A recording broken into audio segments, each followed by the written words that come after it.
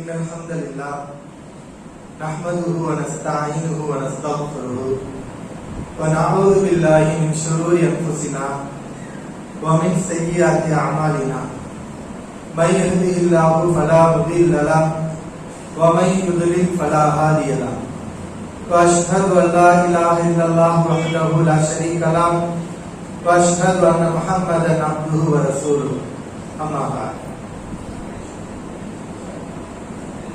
يا أيها الناس اتقوا ربكم الذي خلقكم من نفس واحدة وخلق منها زوجها وبث منهما رجالا كثيرا ونساء واتقوا الله الذي تساءلون به والأرحام إن الله كان عليكم رقيبا يا أيها الذين آمنوا اتقوا الله حق تقاته ولا تموتن إلا وأنتم مسلمون يا أيها الذين آمنوا اتقوا الله وقولوا قولا سديدا يصلح لكم أعمالكم ويغفر لكم ذنوبكم ومن يطع الله ورسوله فقد فاز فوزا عظيما. பேரன்பிற்கும் பெருமதிப்பிற்கும் உரிய எல்லாம் வல்ல அல்லாஹ் ஜல்ல ஷானஹு தஆலாவின் நல்லடியார்களே, வல்ல ரஹ்மானின் வற்றா பெருங்கருணையும் கிருபையும் நம் உயிரிலும் மேலான இறை தூதர் முஹம்மது நபி ஸல்லல்லாஹு அலைஹி வஸல்லம் அவர்கள் மீதும் அவர்களுடைய குடும்பத்தார்கள், தோழர்கள் மற்றும் அல்லாஹ்வை நம்பிக்கை கொண்ட அனைவரின் மீதும் என்றென்றும் நின்று நிலவட்டுமாக. எல்லாம் வல்ல அல்லாஹ்வின் நல்லடியார்களே, முஸ்லிம்களிடம் பள்ளிவாசல் என்பது உயர்ந்த இடத்தை பெற்றிருக்கின்றது.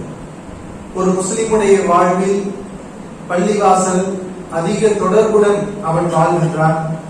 பள்ளிவாசலுக்கு அடிக்கடி செல்கின்றான்.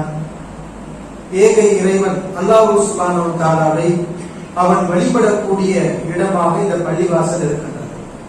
முஸ்லிம்களிடம் பள்ளிவாசல் புனிதமிக்கது, அது உயர்ந்தது. அவர்கள் மிகப்பெரிய மரியாதையை இந்த பள்ளிவாசல்களுக்கு கொடுக்கின்றார்கள் என்பதை இஸ்லாமை ஏற்காதவர்கள் அனைவரும் புரிந்து வைத்திருக்கின்றார்கள். குறிப்பாக இந்த மார்க்கத்தை எதிர்க்கக்கூடியவர்கள் இதை நன்கு விளங்கி வைத்துக் கொண்டு முஸ்லிம்களை நோவினைப்படுத்த வேண்டும் என்று சொன்னால் இந்த இறை இல்லங்களை இடித்தால், தகர்த்தால் அது அவர்களுக்கு மிகப்பெரிய நோவினையை கொடுக்கும் என்று அவர்கள் நினைத்துக் கொண்டு பள்ளிவாசல்கள் மீது கை வைக்கக்கூடிய கலாச்சாரம் இன்று நேற்றல்ல, வரலாறு நெடுங்கிலும் பலர் இந்த காரியத்தை செய்திருக்கின்றார்கள். சமீபத்தில் இது மாதிரியான நிகழ்வுகளை அதிகமாக நாம் பார்க்கின்றோம். பலஸ்தீனில் யூதர்கள் பள்ளிவாசல்கள் மீது குண்டுகளை போடுவதும் அந்த பள்ளிவாசல்களுடைய புனிதத்தை கெடுப்பதும் இது போன்ற வேலைகளில் இறங்குகின்றார்கள். இன்னும் இது மாதிரியான நிகழ்வுகள் நாம் வாழக்கூடிய இந்த சுதந்திர இந்தியாவிலும் கூட அரங்கேறிக் கொண்டு இருக்கின்றது. அல்லாஹ் சுப்ஹானஹு வ தஆலா இது போன்ற காரியத்தை செய்யக்கூடியவர்களுக்கு அல் குர்ஆனில் கடுமையான எச்சரிக்கையை விடுக்கின்றார். கடுமையான எச்சரிக்கை. பள்ளிவாசல்களை இடித்தால் என்ன நடக்கும்? அதை ஒரு வசனத்தில் அல்லாஹ் தெளிவுபடுத்துகின்றார். இந்த எச்சரிக்கை இவர்கள் அனைவருக்கும் அல் குர்ஆன் இந்த எச்சரிக்கையை விடுக்கின்றது. வமன் அஸலமு மிம்மன் மனஅ மஸாஜிதல்லாஹ் அன் யுذكر ஃபீஹா இஸ்முஹு வ ஸஆ ஃபீ ஹராபிஹா. அல்லாஹ்வுடைய ஆலயங்களில் அல்லாஹ்வுடைய பெயர் கூறப்படுவதை தடுக்கக்கூடியவன், அந்த அல்லாஹ்வுடைய ஆலயத்தை பாழாக்குவதற்காக முயற்சி செய்யக்கூடியவன், இவனை விட மிகப்பெரிய அநியாயக்காரன் யார் என்று அல் குர்ஆன் கேட்கின்றது. இந்த கேள்வியுடைய அர்த்தம், உலகத்திலே எத்தனையோ அநியாயங்கள் இருக்கிறது, அக்கிரமங்கள் இருக்கின்றது. பொதுவாக ஒரு மனிதன் இன்னொரு மனிதனுடைய பொருளை அபகரிப்பதே மிகப்பெரிய அநியாயம். ஆனால் இதையெல்லாம் விட மிகைத்த மிகப்பெரிய ஒரு அநியாயம் என்றால் அது இறை இல்லம், அல்லாஹ்வுடைய ஆலயம், அல்லாஹ் வணங்கப்படக்கூடிய பள்ளிவாசலை இடிப்பது. இதை இடிக்கக்கூடியவன் மிகப்பெரிய அநியாயத்தை செய்கின்றான். அது சாதாரண பாவம் அல்ல, அவன் படைத்த இறைவனுடன் அவன் மோதுகின்றான். இப்படிப்பட்டவன் உலாயிக மா கான லஹும் அன் யதுகுலூஹா இல்லா ஹாயிஃபீன். இப்படிப்பட்டவர்கள் அந்த இறை இல்லங்களுக்குள் அஞ்சியவர்களாகத்தான் வர வேண்டும். அவர்கள் அச்சமில்லாமல் நுழைவதற்கு அவர்களுக்கு தகுதி இல்லை. வலஹும் ஃபித் துன்யா ஹிஸ்யு வலஹும் ஃபில் ஆখিরাতি அஸாபுன் அலீம். இந்த உலகத்திலேயே அவர்களுக்கு இழிவு உண்டு. இந்த காரியத்தை யாரெல்லாம் செய்வார்களோ அவர்களுக்கு இந்த உலகத்திலேயே அல்லாஹ் இழிவை தருவதாக அல் குர்ஆனிலே சொல்லி காட்டுகின்றார். இந்த உலகத்தில் அவர்களுக்கு இழிவு உண்டு, மறுமையிலும் அவர்களுக்கு மகத்தான வேதனை, நோவினை தரக்கூடிய வேதனை உண்டு. இந்த காரியத்தை செய்யக்கூடியவர்களுக்கு மறுமையில் நிச்சயமாக தண்டனை உண்டு, அதை மாற்று கருத்து இல்லை. இதை செய்தவர்கள் இந்த உலகத்திலே ஆட்டம் போடலாம், அதிகாரம் இருக்கிறது என்று தான் நினைப்பதை எல்லாம் செய்யலாம். ஆனால் ஒரு நாள் அவர்கள் மரணிக்க வேண்டும். அது அல்லாஹ் ஏற்படுத்திய நியதி. இந்த நியதியை அவர்களால் மீற முடியாது. மரணத்துக்கு பிறகு அல்லாஹ்விடத்திலே அவர்கள் செல்கிறார்கள், மறுமை வாழ்க்கைக்குள் அவர்கள் நுழைகின்றார்கள். அவர்களுக்கு கடுமையான வேதனையை, இந்த காரியத்தை செய்ததற்காக உச்சபட்ச வேதனையை அவர்களுக்கு தருவதாக அல்லாஹ் ரப்பல் ஆலமீன் எச்சரிக்கை செய்கின்றார். இது மறுமையில் உண்டு. இம்மையில் அவர்களுக்கு என்ன? இந்த காரியத்தை செய்தவர்கள் உலகத்தில் தப்பித்து விடுவார்களா? இந்த உலகத்தில் இந்த காரியத்தை செய்துவிட்டு கண்ணியமாக இருந்து விடுவார்களா? எப்பொழுதும் இன்றைக்கு இருப்பது போல் பலம் பொருந்தியவர்களாக நீடித்து இருந்து விடுவார்களா என்றால் அல் குர்ஆன் சொல்கிறது இல்லை. இந்த உலகத்திலேயே இந்த காரியத்தை செய்தவன், அல்லாஹ்வுடைய ஆலயத்தின் மீது கை வைத்தவனுக்கு இழிவு உண்டு. இழிவு என்றால் அவனுடைய அதிகாரம் பறிக்கப்பட்டு, அவனுடைய பலம் நீக்கப்பட்டு, அவன் இழிவடைந்தவனாக இந்த உலகத்திலேயே ஆகுவான். இந்த இழிவை அனுபவித்த பிறகுதான் அவனுக்கு மறுமை வாழ்க்கை, அதற்கு பிறகு நரகம், அந்த நரகத்திலே கடுமையான தண்டனை. ஆனால் இந்த உலகத்திலேயே இழிவு உண்டு. சில பாவங்கள் இருக்கிறது, அல் குர்ஆன் அதற்கு மறுமையிலே கடுமையான தண்டனை உண்டு என்று எச்சரிக்கின்றது. ஆனால் சில பாவங்களுக்கு இந்த உலகத்திலேயே உனக்கு உண்டு என்று அல்லாஹ் எச்சரிக்கை செய்கிறான் என்றால், நிச்சயமாக பள்ளிவாசல்கள் மீது கை வைத்தவர்கள், இறை இல்லங்களை இடிக்கக்கூடியவர்கள், அல்லாஹ்வின் மீது பயம் இல்லாமல், இது இறைவனை வணங்குவதற்காக கட்டப்படுகின்ற ஆலயம், இதை இடித்தால் நாம் என்ன ஆகுவோம், அந்த இறைவனுடைய கோபத்துக்கும் சாபத்துக்கும் ஆளாக நேரிடும் என்ற அச்சம் இல்லாமல் துணிந்த அந்த காரியத்தில் ஈடுபடக்கூடியவர்களுக்கு இந்த உலகத்திலேயே தண்டனை உண்டு. எங்கே தண்டனை உண்டு? அல் குர்ஆன் இவ்வாறு எச்சரிக்கை செய்கிறது. இதை செய்தவர்கள் நன்றாகத்தானே வாழ்கின்றார்கள். இப்பொழுது நன்றாக வாழ்வது போல் நமக்கு தெரியும். இப்போது அவர்கள் சகல அதிகாரங்களுடன், எல்லா விதமான சக்திகளுடன் அவர்கள் மிகப்பெரிய பலத்தில் இருப்பது போல் நமக்கு தெரியும். ஆனால் அல்லாஹ் ரப்பல் ஆலமீன் விட்டு பிடிக்கக்கூடியவன்.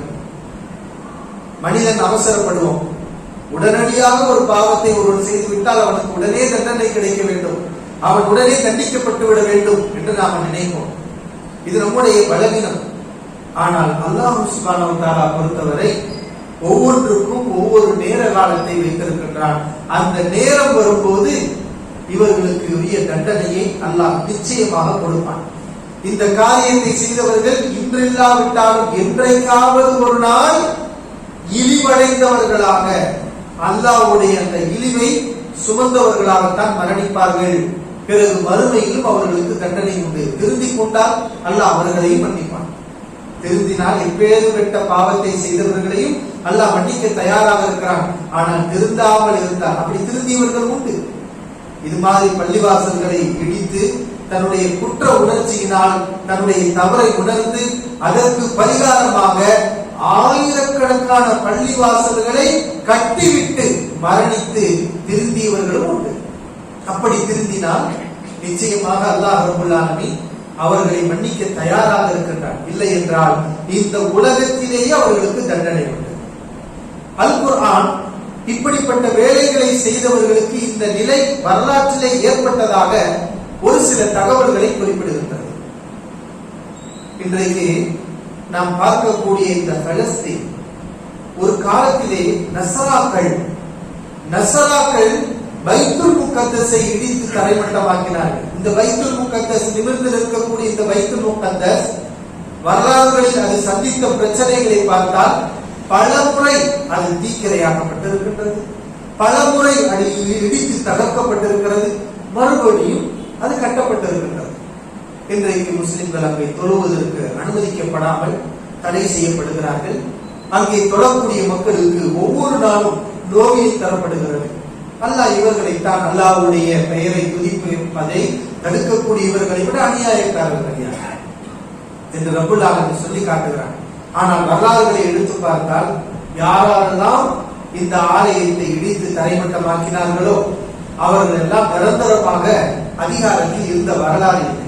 அவர்களுடைய அதிகாரம் பறிக்கப்பட்டு அவர்கள் தோற்கடிக்கப்பட்டு அவர்கள் இழிவடைந்தவர்களாக இந்த பூமியிலேயே அவர்கள் பின்னடைவை சந்தித்ததுதான் வரலாறு சொல்லக்கூடிய உண்மை.